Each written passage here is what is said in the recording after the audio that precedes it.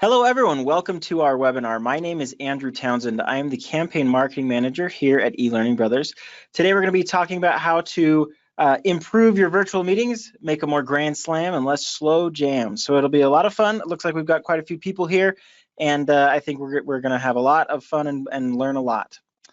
This session will be recorded. We will email a copy of it out to everybody who has registered, so you can check for that in your email later today. We will also likely be posting this on our blog, so do check out blog.elearningbrothers.com and feel free to share this recording out with those that you think would benefit from it. If you have questions during the webinar, we'll be ready to answer your questions using the questions panel. That's part of the GoToWebinar control panel there on the side. Looks like a couple of you have already found that, so please do use that questions panel, and we'll get to as many of your questions and comments as we can. We're also going to be asking for your feedback and your thoughts, so please do use that questions panel to send that information in to us. If you haven't already, please feel free to check out our community, the Rockstars community.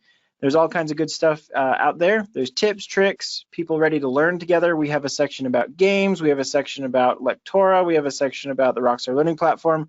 We also have opened it up quite a bit to just generally learning. We have a section about Articulate Storyline, Adobe Captivate, iSpring, and PowerPoint, and others. So do check that out. We'll get that link in the chat for you to find later in the session as well. All right, so we have fantastic guests with us today. We've got Stephen Baer, head of creative at the game agency, and Mark Gindick, who was the lead clown with Ringling Brothers, Cirque Du Soleil, and the Big Apple Circus. So this is going to be a ton of fun. And without further ado, I'll turn the time over to you, Stephen and Mark. Hey, well, thanks for having us very much. Why don't we advance to the next slide? When we put this presentation together, we wanted to talk about really how you can take your inner rock star or your inner performer and bring it out and bring it into the classroom. And so I've had the pleasure of working with eLearning Brothers for now, 4 or 5 years on a whole variety of things. And I decided to invite Mark Gindick to the party. As Andrew mentioned, Mark has been the lead clown with Cirque Du Soleil, with Ringling Brothers, with Big Apple Circus. He's been on lots of late night TV shows and done tons of Broadway and off-Broadway work. And I thought, if you kind of look at the next picture, you'll see that one of the things that he does an amazing job of is bringing a smile to his audience's face. And that, I think, is one of the jobs that all of us have when we are in front of a classroom of any size, is to make sure that we're engaging people and we're giving them a reason to want to get out of their shells and really participate. And so what Mark and I did was we put together a whole bunch of how-tos or key things to keep in mind. We tried to stay away from truly cliche concepts and think about more about what is really working on stage and how can you apply it in your classroom. So Mark, I'll turn it over to you. Thanks, Steve Baer. I've known Stephen Baer for way too many years. Full disclosure, we went to high school together, and now we get to share this time together. And like you said, I've played many different venues, circus theater, late night television, cruise ships, what have you. And I've also done over 100 virtual events for the game agency. So what we've done is figure out how to take those two worlds and marry them together and give you guys a bunch of clues and tips of how to make it more fun and more engaging. I want to remind you guys, at any time, please make sure you type in the chat box or the question box there with any questions or comments or anything at all. I'm going to maybe say some things that may land and may not land, and that's what we're here for, to bridge that gap. So Stephen Baer is going to be my wingman. He's going to be my goose. There he is. He's so handsome. And so if you feel free to get back in that chat box, and we're going to get back to you. So here are the top 10 things that we feel like will help you set your meetings apart from others. First one is what, Steve Baer? It's have fun. But we all know that we want to have fun. Can you talk a little bit about why having fun is important and how you can do it? Yes. Look, have fun. It seems really simple, right?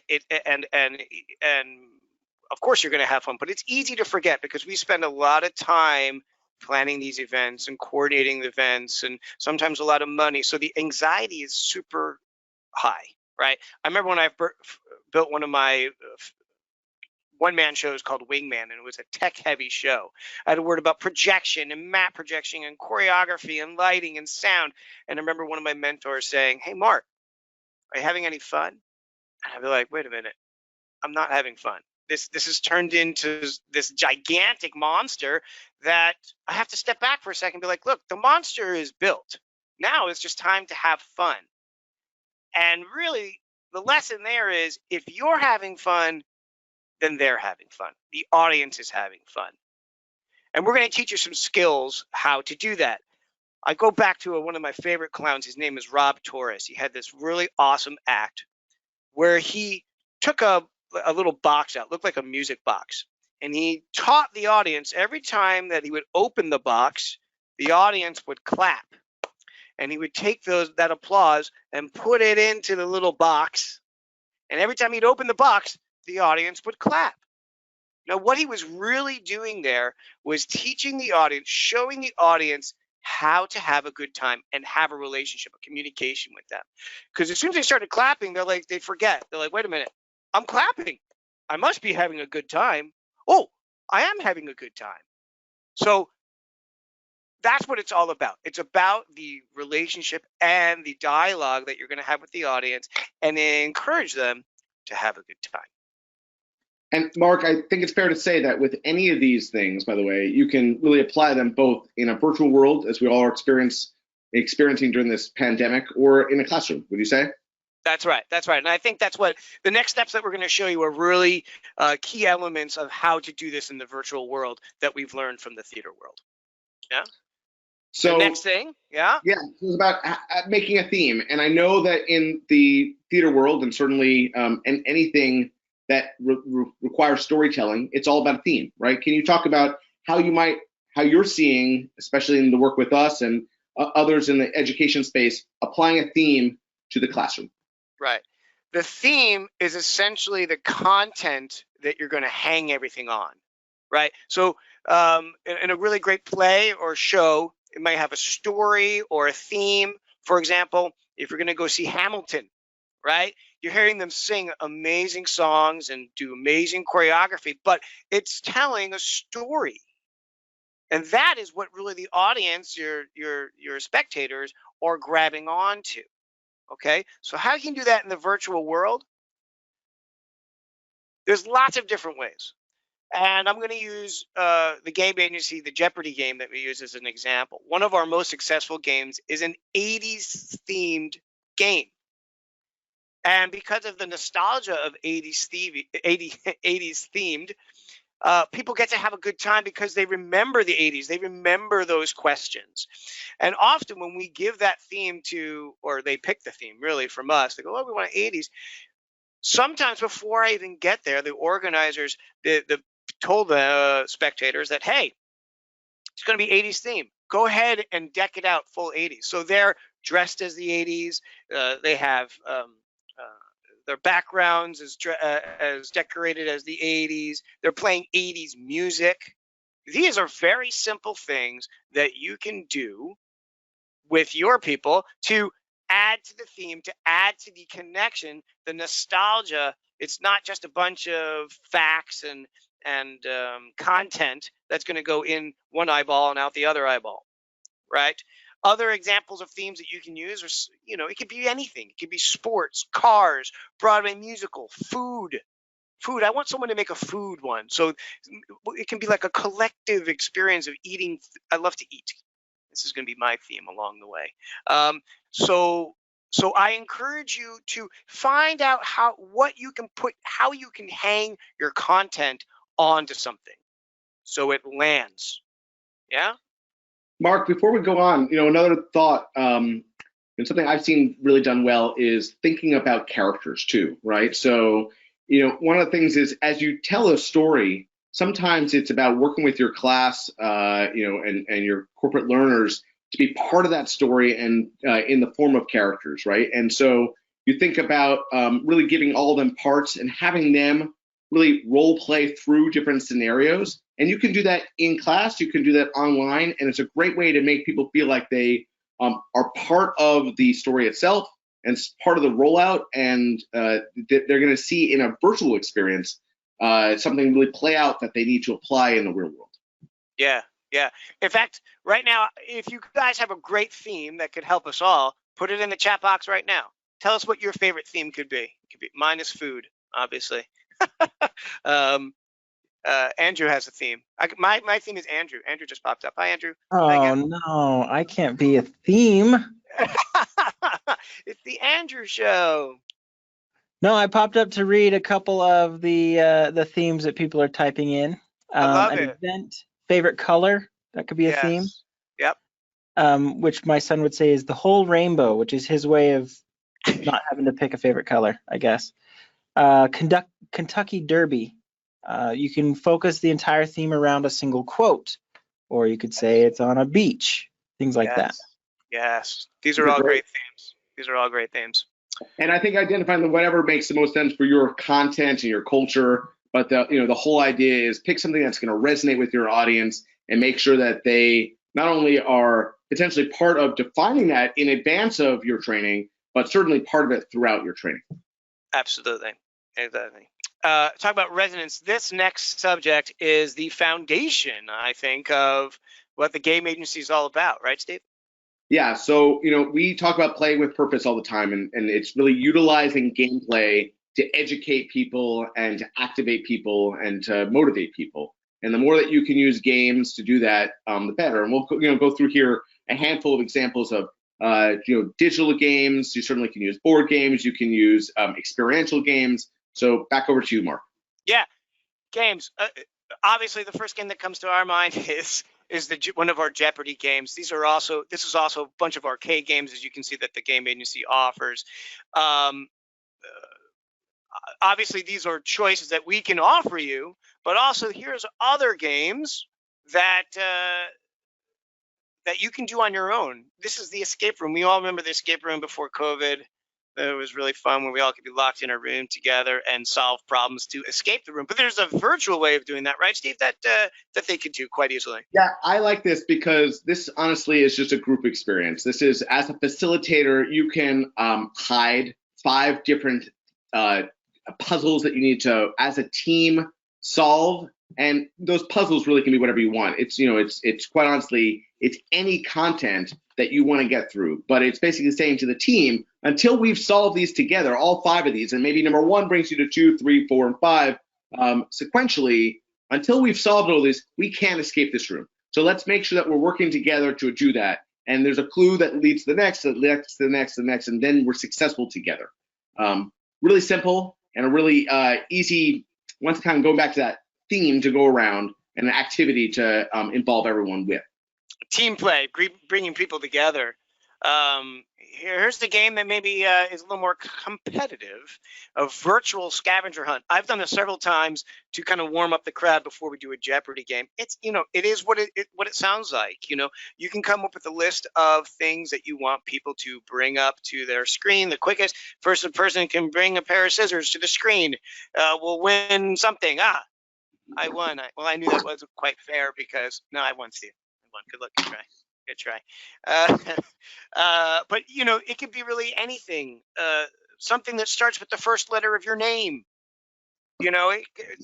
Stephen, he's working feverishly on something. Sock. I would have to only give you points if you actually pulled out a sock. See, I win the point. All right, you win. I almost had marker. Mark for marker. All right. You see how this works, guys. It could really be anything, huh? Here's the next one. And this is my favorite one, folks. Mad Libs. We all remember Mad Libs. They talk about nostalgia, right? This is that game that you can play with your audience that maybe is a little more trepidatious, like, oh, man, you guys are going to make me do something in this meeting? I don't want to get up. This is a way of doing it. I'm going to show you how this works. I'm going to ask you, the audience, and I'm going to ask Andrew to come back in. What we're going to do, Andrew, is play Mad Libs with you folks. And I'm going to show you how it works in real time.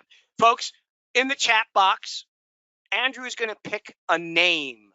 A name. It could be any kind of name. It could be a celebrity. It could be it could be anything. Any name. Andrew, pick a name for us.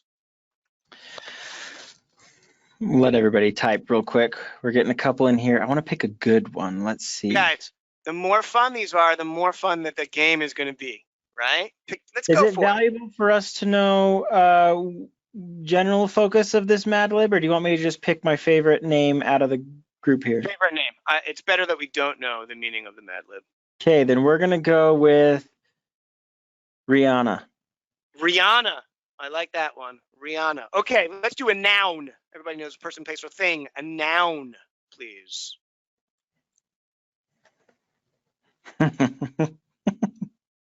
Okay, an operating room. Operating room. Oh, man. This is awesome. Okay. Sock was a close second. I want you guys to know. Is it Steve Bear sock? A verb. Let's go with the verb, folks. A verb.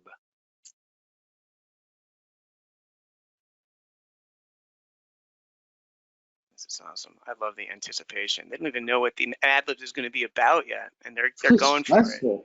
Really sweating. Sweating. Sweating, is that the verb? Yep. Sweat. Oh, really? Sweating.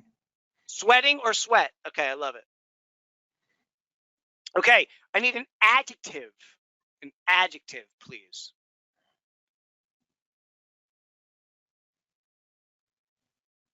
That's so much fun. Bombastic. Bombastic. Oh my gosh. Bombastic. I don't even know how to spell that. Okay. Lashy was number 2 on that one. And a verb. One more verb. We got 2 more words, folks. One more verb, please. Preferably with an ing on it. Okay. An ing verb. Oh, I'm going to go with my favorite one here. Wailing. Wailing. Why not? That's one of my favorite too. And finally, our last word, we need a plural noun. That's just a noun with an S on it, folks. A plural noun.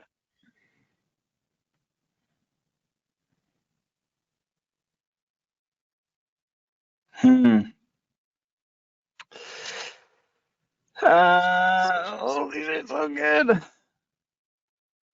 A murder of crows. Can we do that one? A murder of crows. Sure. A murder. Okay.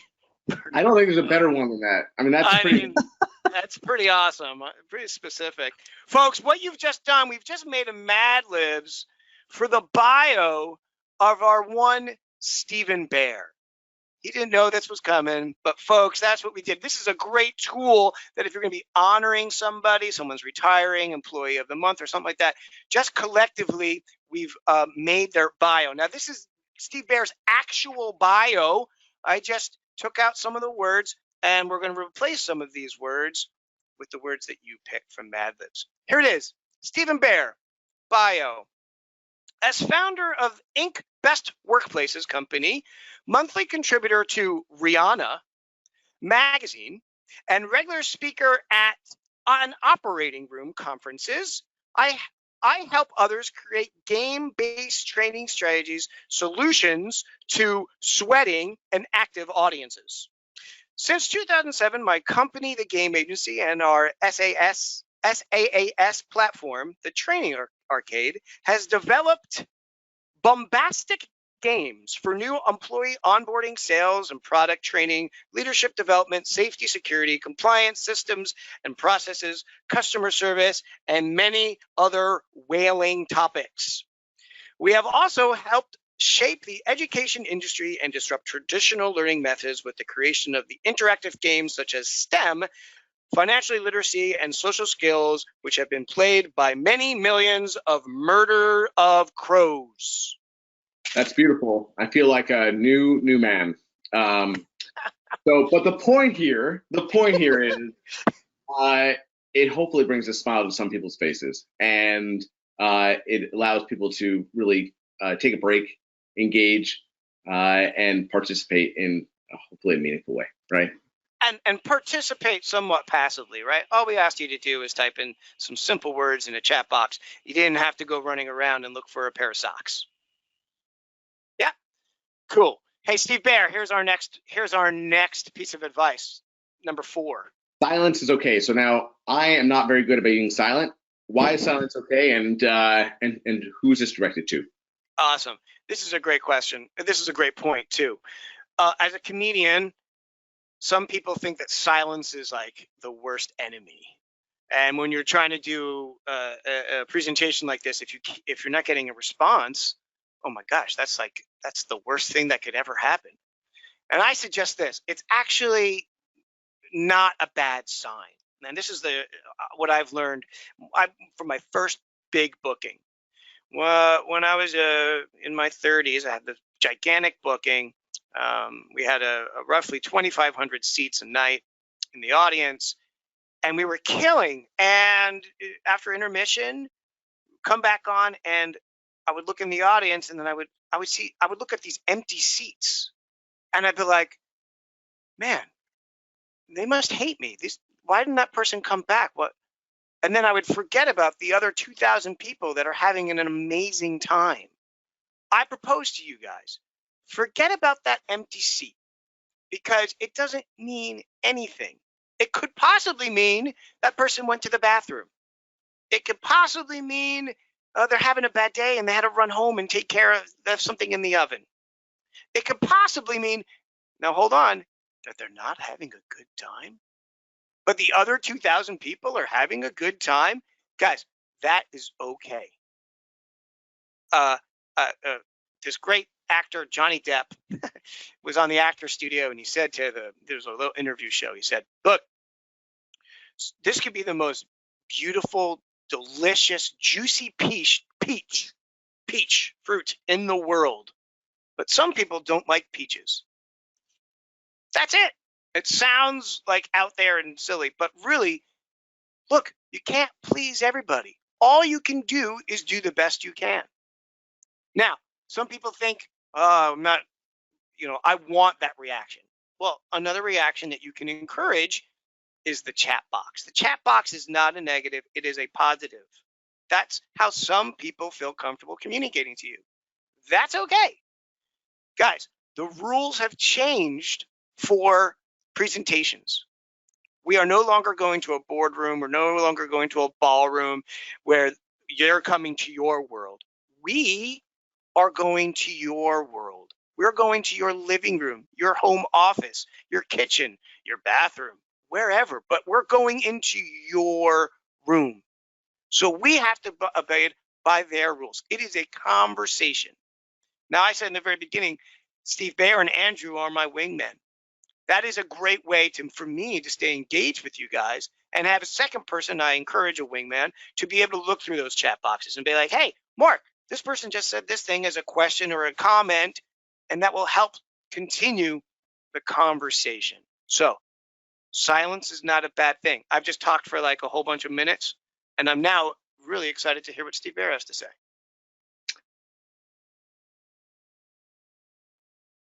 It doesn't bother me. It doesn't bother me at all. What do you think, Steve Bayer? Any other further thoughts about that one?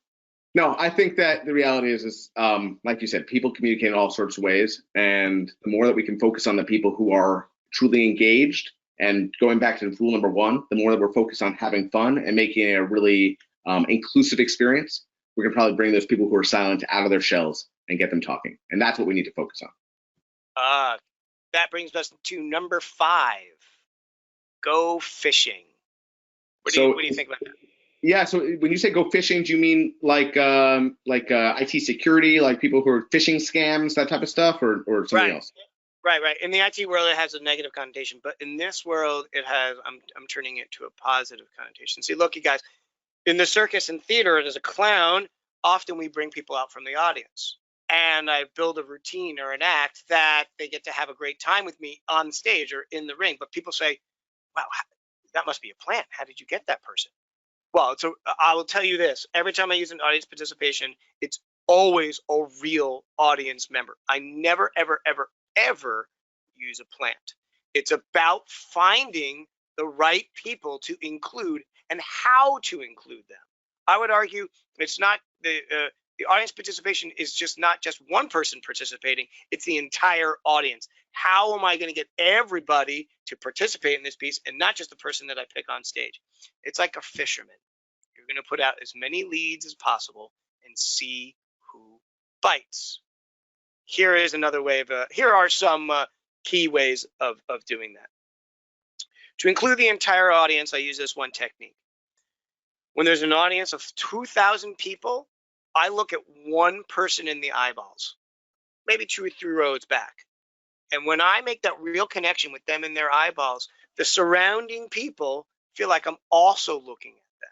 There is a gooey thing that happens, can't explain what it is, that if you make a real connection, that section feels like you're connecting with them. And I can just turn and do it to the next person, turn and do it to the next person. That's a way of doing it live. How do you do it virtually? Great question, Steve Bear. Sometimes all you have to do is say their name. I just say, great question, Steve Bear. All of a sudden, Steve Bear's like, I like that. I like that. He said my name. That's all you have to do sometimes. Now, sometimes I understand in virtual meetings, people want to say, what's the word, anonymous, and they don't want people. So you need to know those rules if you're going into that kind of setting. But I would say, in the most part, even if you said a word in the chat box, as something about what they just said, a murder of crows, that, Andrew picked that person. We don't know who said that, but that person, I hope, feels somewhat connected to this meeting because we picked their words. We said them out loud. Just respond to them. Now, let's say that you're not just doing a virtual presentation like this, but it's an actual Zoom kind of meeting where you can actually see each other. This means you have to be a king of observation, okay? Observe their background. What can you see in their background? Hey, there's a poster of a circus over there. Mark's got something about the circus. Maybe I can spring up a conversation about the circus. Body language. If you see someone engaged like this, maybe I'm not going to call on them. Maybe I'm not going to bring them above. Maybe I'm not going to call out Jen that I saw her video for a second. We know that you want to participate. Teasing. But look at Steve. Steve's got that big old smile. He's really engaged. His eyeballs are right on us. That might be a person to strike up a conversation with us. Here's the best, most effective way to find people that would be great to engage in this matter. Observe what happens right before the meeting. When people start signing in and their cameras start coming on or they're texting to each other, you can learn the most amount about people just this way. When I'm doing a live show, I spend the first 20 minutes in regular clothes and a baseball hat just watching people, their body language, how they're interacting with each other, their friends and their family. This is the best way into striking up a conversation with someone. Now, you will get it wrong sometimes. That's okay. That will take practice. You may say something that puts your foot in your mouth. That is okay. Ask for forgiveness. My mistake, Steve Bear. It looks like you're 6'4", but man, I just learned that you're 5'8", and I know you can relate to me because I'm actually 5'4". I've known Steve for over 20-something years. I've never thought he was 5'8". I just learned this about Steve Bear. And now you have too. Steve, what do you think about that stuff? Going fishing. I think it's really important. You want to make connections with people, and whatever way you can, whether it's looking at their body language, whether it's looking at their background, but making an observation and making them feel seen is really critical. And I think that when we can't do that in the classroom, we definitely want to use virtual classrooms to do that. No question. Yeah. Another great continuation of this conversation is number 8, play the room. This is a phrase that I would say with my comedy partner every single time before we would go out. Hey, dude, play the room. We would say it to each other before we went on stage, before we went out and played a cruise ship, before we did a circus, because each setting has different people in that setting. So you're going to say different things. I'm not going to say and have the same tone as I would in a library, as I would in a giant arena or a virtual setting. Now, in these different venues, there's lots of different rules, but the same fundamentals is the same. Okay, here are some same fundamentals. The beginning of the meeting, be honest and upfront. Tell the audience, your spectators, what you want. In other words, here's an example of that. Hey guys, welcome to the meeting. You know what's going to make this meeting really fun? Turn on your cameras. Yeah, this way we can see each other and have a good time together. And then move on with the meeting. Don't give them the excuse that they can turn it off. You're not telling them they can turn it off. You're allowing them. But, you know, it's like if one kid in second grade goes, hey, can I go to the bathroom? Everybody goes, hey, can I go to the bathroom? Hey, can I go to the bathroom? Oh, I can go to the bathroom. And then everyone's gone to the bathroom. You have no more room, right? You have no more kids in the room. Don't give them the ability to not do something. But if they don't do it, it's not a negative. It is a positive. Remember, we are going into their living room. So people are craving interaction right now. Like, I'll tell you right now, I'm actually a very shy person in real life, and I'm not a big fan of people sometimes, and I want to be away from people. But I'm now craving people. Like, just to have a meeting like this, Steve was like, hey, you want to do this webinar? I'm like, yes. Put me on. Put me in, coach.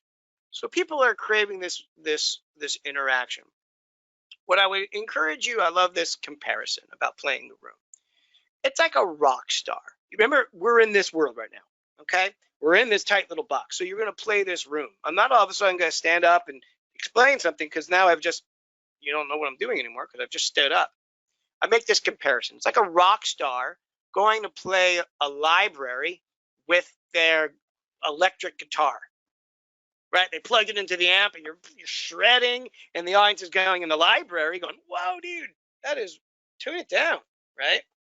He's actually, if the rock star was playing the room, he would play a small acoustic set. Just have his acoustic guitar and be able to play this way. But if that same rock star took his little acoustic set and played it in a giant arena, they'd be like, wait, I'm sorry, what? Did you hear something? I think he's playing. I think he started. Shh, let him play. You know, play the room. Acknowledge that you're in this virtual setting and how much fun, like what Steve Bear and I were doing with the socks. All of a sudden, there's a sock there, you know, just off screen. That was improvised. Do you have laundry right now, Steve? Is today a laundry day? Yeah, sure. Yeah. Every day is a laundry day at Steve Bear. Anyway, guys, play the room. That's all. Here is our next suggestion for you. Number 6. We're just about over halfway through. This is Steve Bear's favorite. Spin the wheel. Yeah, so spin the wheel. I know this is really silly, but I like props. I always like having props.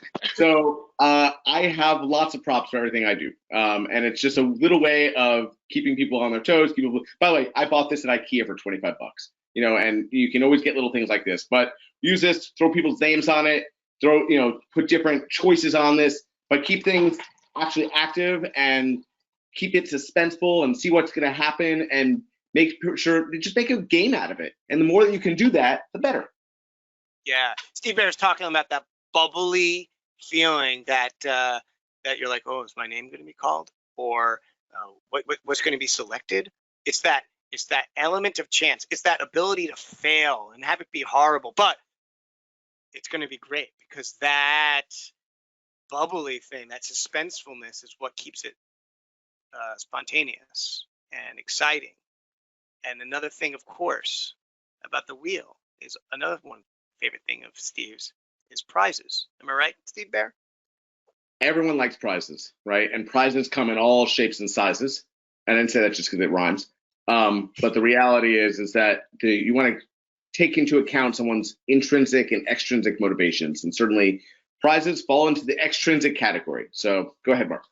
Yeah, these are just 3 suggestions here of prizes. And remember, prizes can really be anything. The most traditional thing and the thing that I've awarded the most amount of times doing these game agency games are gift cards.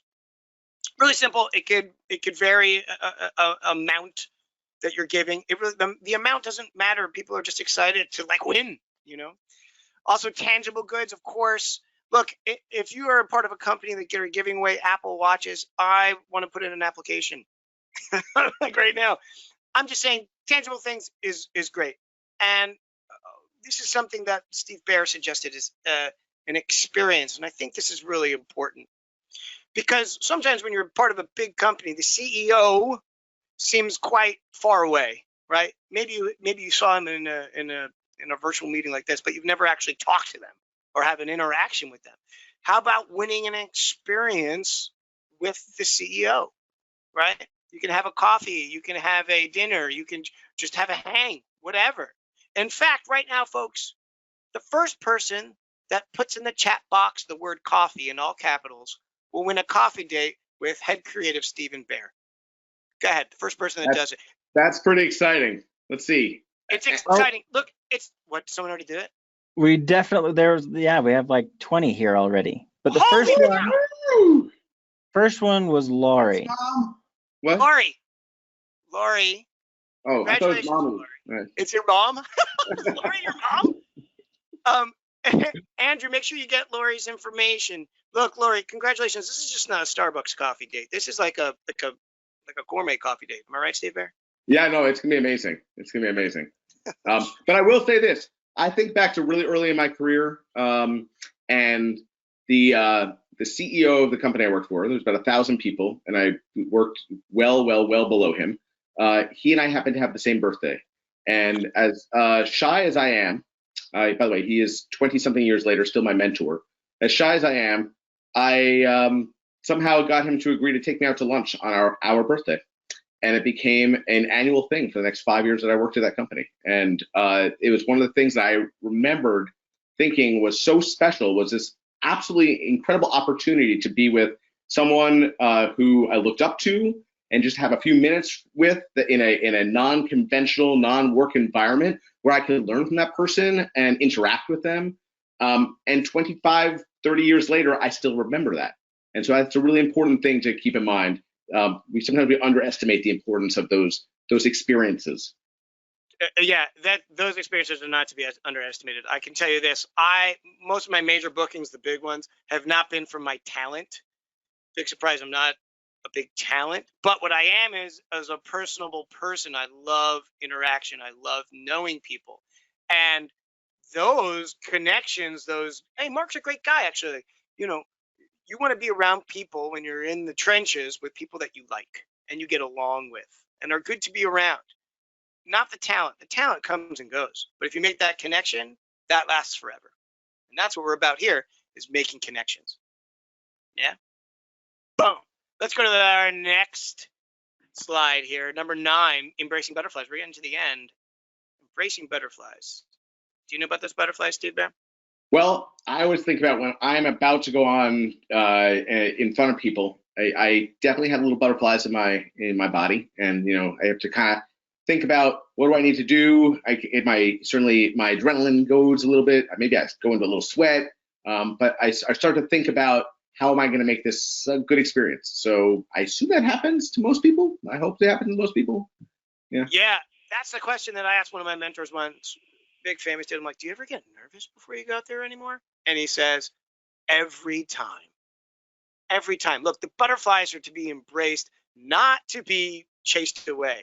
That's what's going to get you that energy, that last push to do something awesome, right? We want to do something awesome, not just okay, right? And if you're not getting butterflies, it has the risk of just being okay. That was fine. And you liked it? That was all right. Rather than going, oh, I'm putting in everything I got, and man, this might suck. This might be really horrible. But at the end of the day, holy cow, that really drove home because that person cared about what they were doing, and that only happens from butterflies. When I'm not nervous, I get nervous that I'm not nervous, and then I'm nervous that I'm not, and then I'm nervous. So then I hopefully do a great job. I was nervous before we started this. It's true. Anyway, good. Let's go to number 10. We're almost done, folks. Be yourself. Steve Bear knows a lot about being himself, obviously.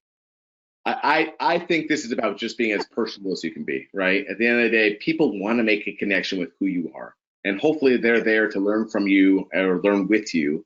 And, it's not about putting on a show or being, some fake facade of an individual. It's about letting them into, they're letting you into their bedrooms or their offices or their wherever.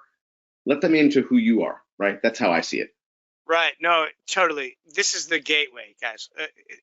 This could be an overrated thing. Seth Godin says something. I love this little quote. It says that if we were to hire a professional to do surgery on our knee, paint a house, and we don't want them to show up that day and say, hey, I had a fight with my spouse and this is going to be a lousy day. That would be authentic, right? They're being their self, but we don't really want that version of themselves. We want the best version of themselves. We want them to do a really great job. That's all we're asking. Here's what I'm saying. Here is the ultimate thing. This is going to be crazy. People don't care about the content.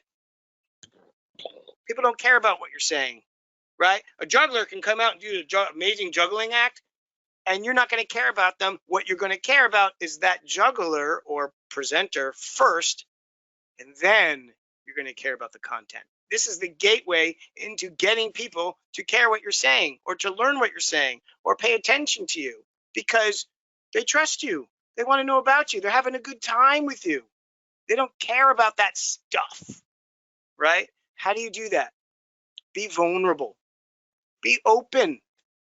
Be willing to make a giant fool of yourself, right? But that's only if that's who you are, right, Mark? I mean, the reality is not everyone can be an entertainer, right? But they do need to be they do need to be true to who they are, right? This is my next point. Not everybody needs to be the life of the party to be a great facilitator. I use this comparison. I call it the Seinfeld comparison. Everybody knows who Jerry Seinfeld is. Everybody thinks he's hilarious. When he tells a joke, we all laugh. Now, if Steve Baer was going to tell a Jerry Seinfeld joke, we'd go, huh, that's funny. But it wouldn't land the same way that Jerry Seinfeld just told the joke, right? Because it's not Jerry Seinfeld's voice telling the joke. Now, this finding your voice, this is like, that's a whole nother webinar, what that means, right? Like finding who you are and what your meanings are. That's fine. All I'm saying is come with a personal voice. Come with your personality. Come who you are. Turn that dial up just a little bit so you can play the room, right? I'm a shy, neurotic little guy. And that's who I am, shy, neurotic little guy. So when I'm doing a presentation like this, I turn that up just a little bit. Here I am in Zoom land. Now, if I was on stage, I'd turn it up to 5. Boom, that's even bigger. If I'm on an arena, I'm going to turn it up to 11 and play that shy, neurotic little guy super big. If you're being honest, that is your gold. That is how people are going to connect to you. Hey, Mark, I have a question for you. Yeah. If you had to summarize this talk with, let's say, 3 points, what would they be? Wow, Steve, I don't know where that came from, but I have a slide for that. The first one is kiss. Not that kiss. This is something we learned in clown college, and I think I bring it into all of my work. KISS stands for keep it super simple. Look, I just gave you 10 things of ways that you can put into your presentation tomorrow, right? What I'm saying is curate the best ideas that work for you. I call it too many bananas on top of bananas. If you took all those things and did all those things, it would be too much. It'd be like telling 1 or 2 jokes on top of each other. Pick the ones that work for you. Pick 2 things. Pick 1 thing. And then you'll start working out your own kind of voice and how you're able to do it. This takes time, takes practice, takes failing, and then doing it again. That's okay. That's part of it. Number 2, keep it a conversation. Look, if it feels like a conversation, that is the most success for me. If it feels like a presentation or like you're looking at just like that's a nice looking painting. But if that painting talks back to you a little bit, okay, wait a minute, I kind of see this and I kind of see that, or look, I could have done this webinar without Steve, but we made a choice. Hey, let's make this a conversation that Steve might bring up thoughts and ideas that I wouldn't think of coming from the world of being a clown, right? So now we're able to have this small little conversation that includes, we did the chats and all these things. It's a conversation. If it feels like a conversation, I hope this felt like a conversation, then people retaining the information will retain it a lot better. And lastly, but always not least, keep it fun. Fun is everything. If you're having fun, then they're having fun. I hope you had fun. I hope, Jamie? Was it Jamie that's going to have some coffee with you, Steve? What was her name? Jamie? We don't remember. Andrew, what was her name? Oh, we don't remember. Our winner was Lori. Yes, our winner. Valerie? Lori. Lori. Names is not good for me. I'll never forget a face. Lori. I hope, Lori, you had fun, right? You were the first person to type it in. Maybe you just typed it in and you didn't know you were going to win. That's okay, too. Steve's an awesome guy. You may actually learn something. But my point is, we had fun. I hope you had fun. Steve, did you have fun? I had a great time. Andrew, any last points you'd like to make now that we've rambled on for 47 minutes? No points. There are a couple questions, and this is one that we get almost every time we bring up games. Games are great. We like this idea of having fun. We like this idea of having an attitude of happy learning as opposed to, locked inside of certain boundaries and trying to learn here. But how do we break that mold? If we're stuck in that kind of a culture, company culture, do you have tips for saying, look, we're just gonna do the training a little different. We're gonna do the training in a way that's more fun. We're gonna run our meetings in a way that's gonna be more conducive to this kind of an attitude. Yeah. So the interesting thing is that, and I just had this conversation earlier today. Some of the questions that people have about when or when not to use games is, hey, do I want people just playing games? And I think one of the things that we have to remember is, from an instructional standpoint, it is driving the information into people's heads over and over again, because games by nature are often repetitive. So if that's one of your goals, that's a reason to use games. If you want to build your culture, you want people to be playing or engaging with each other and maybe smiling with each other and celebrating each other, or maybe working as teammates, that's a great reason to use games. If you want to build some competition and have people rise to the occasion, that's a great reason to use games. There are lots of reasons to use games. I think the reality is you need to think about the why, and then you need to make sure that you're deploying it. They're not right for every occasion, but they certainly solve a lot of issues within organizations, and they serve a purpose from an educational standpoint significantly. Excellent. I believe you've got one more slide in there about the training arcade. Maybe others. Yes, this one. So there are we had a couple questions coming up. Well, what about using a Jeopardy game? Where can I get a Jeopardy game to use in these kind of courses? And there's other games as well in the training arcade. You can try that for free for 30 days in a free trial of the training arcade, which is a tool of the game agency that Stephen and Mark are with. You can try that out by emailing us at info@elearningbrothers.com. You can also visit elearningbrothers.com. And under Create Training, there's a section dedicated to the training arcade and the arcades as well. There's a couple thank yous that have come in. Thank you for giving us new tips and tricks. There's one person said they've been facilitating webinars and meetings for over 20 years, and they're always looking for new tips to make them more fun and interesting. So this has been very, very useful. There is one other question that's popped up here. Do you have any hints or tips for if I'm running a series of asynchronous sessions? Well, so I think that So my thinking is it, well, I need more content. You know what? Let's do that one offline, because Sure. It really depends on the content you're using and the audience that you're targeting. But I'm happy to dive into that, and I have a lot of thoughts on that. So Sure. So if you'd like us to dive into that deeper, please do send us an email at info@elearningbrothers.com so that we can better understand your situation and answer that question to the fullest of our abilities. That's all the questions we have for now. Thank you very much, Mark. Thank you, Stephen. Thanks for everybody else for joining us today. And don't forget to come back next week. We've got a good webinar coming up. And visit rockstars.elearningbrothers.com to check out the community.